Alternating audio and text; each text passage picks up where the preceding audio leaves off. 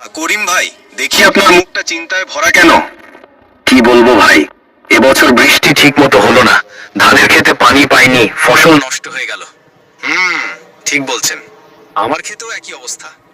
কষ্ট করে বীজ বুনলাম, কিন্তু ফল পেলাম না। আমরা কৃষকরা পরিশ্রম করি, তবুও ভাগ্য সব সময় সাথে দেয় না। ঠিক তাই ভাই, কিন্তু হাল ছাড়া ঠিক নয়। আগামী মৌসুমে আমরা আবার চেষ্টা করব। হ্যাঁ, পরিশ্রম করলে একদিন না একদিন ফল মিলবেই। আমার মনে হয় এবার আধুনিক পদ্ধতিতে চাষ করা দরকার। নতুন জাতের ধান ব্যবহার করলে হয়তো ফলন বাড়বে। ভালো কথা বললেন। আমি শুনেছি সরকার থেকে প্রশিক্ষণও দিচ্ছে এখন। তাই নাকি? তাহলে আমরা একসাথে গিয়ে জেনে আসি।